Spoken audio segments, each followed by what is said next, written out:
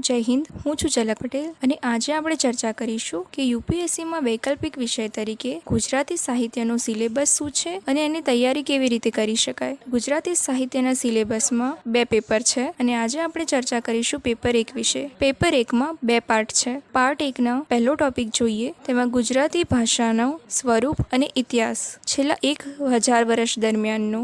એમાં તમારે ગુજરાતી ભાષાનો ઉદ્ભવ અને વિકાસ કેવી રીતે થયો, ગુજરાતી ભાષાના વ્યાવર્તક લક્ષણો જેવા કે ધ્વનિતંત્ર, રૂપતંત્ર અને વાક્યતંત્ર, પછી મુખ્ય બોલીઓ જેવી કે સુરતી, પટણી, ચરોતરી અને સોરઠી, આ તમારે તૈયાર કરવાનું રહેશે અને આ બધું તમે તૈયાર કરી શકશો જયંત કોઠારી સરની બુક ભાષા પરિચય અને ગુજરાતી ભાષાનું સ્વરૂપ, આ બુકમાંથી તમે આ ટોપિક કવર કરી શકો છો। બીજા ટોપિકની વાત, ગુજરાતી સાહિત્યનો ઇતિહાસ।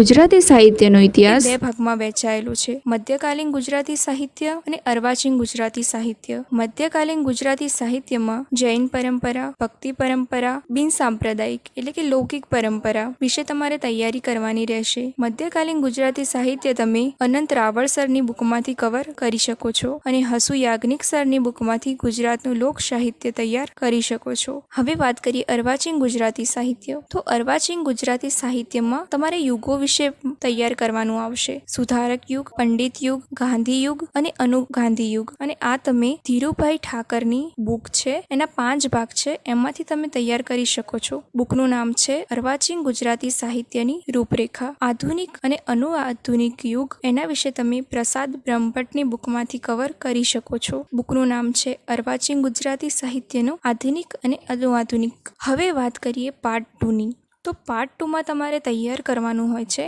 સાહિત્ય સ્વરૂપો। સાહિત્ય સ્વરૂપોના વ્યાવર્તક લક્ષણો, એનો ઇતિહાસ અને એનો વિકાસનો જે ક્રમ રહ્યો છે તે।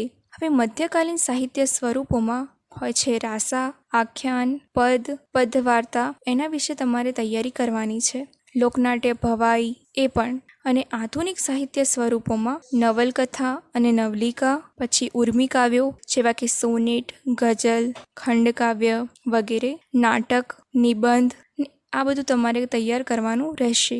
અને આ જે સાહિત્ય સ્વરૂપો છે એ સાહિત્ય સ્વરૂપો તમે પ્રસાદ બ્રહ્મભટ્ટની બુકમાંથી કવર કરી શકો છો। પછી છેલ્લા ટોપિકમાં આવે છે સૈદ્ધાંતિક ગુજરાતી વિવેચનો।